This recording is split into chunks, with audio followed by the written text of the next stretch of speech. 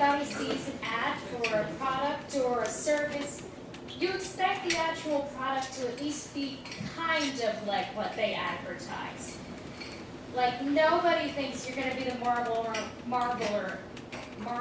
man just by smoking cigarettes, but everybody thinks that you at least expect the sort of high you can get from a cigarette as when you'd imagine you are a badass 70s cowboy. And when the bombastic promises of Madison Avenue just don't measure up to the product, it gets annoying. And thus beginneth the story of the theater club. Freshman year in high school, and I was ready to join all the cool clubs and make a whole lot of friends.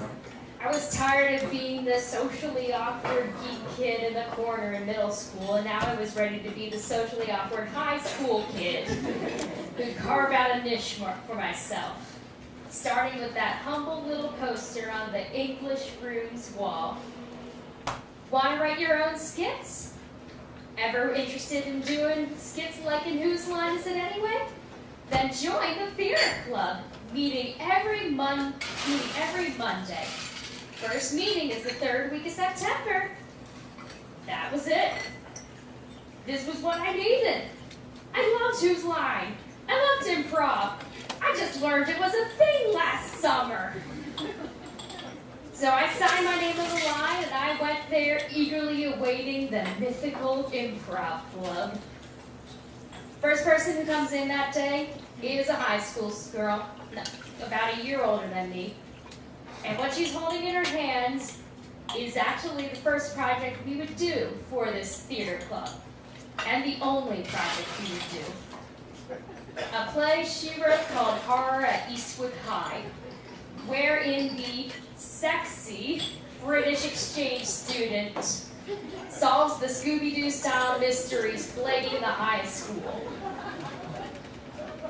And there wasn't any skits, there wasn't any improv, no dead bodies or scenes from a hat, but it was only the first 3 months of the club, so I figured I'd be patient. Around January, everybody was tightly nestled into their typecast parts. I was typecast as someone who had no speaking lines.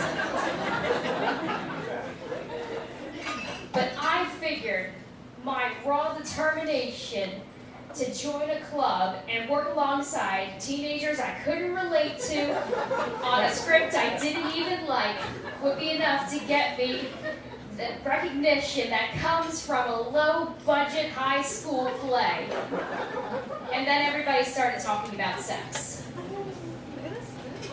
People took turns talking about which celebrities they would or wouldn't bone for $1 million, what kinky sex acts they'd do for a dare, and which 2 students or teachers they would most like to have a threesome with.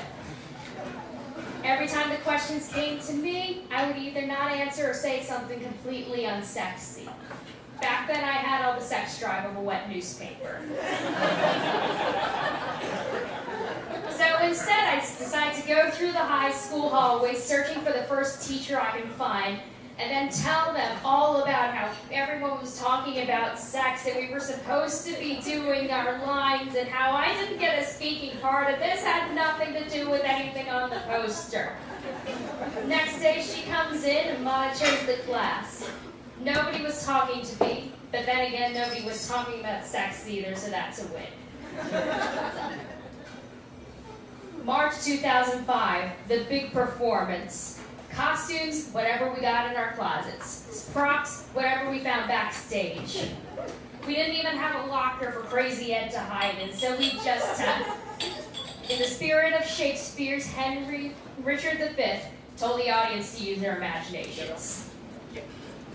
I put all my emphasis in the 2 lines I was graciously given by the director, in the hopes that someone, somehow, would think my minor character was worth hiring.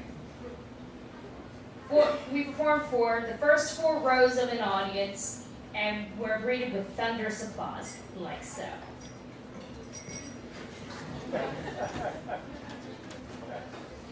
We didn't even get roses or bouquets.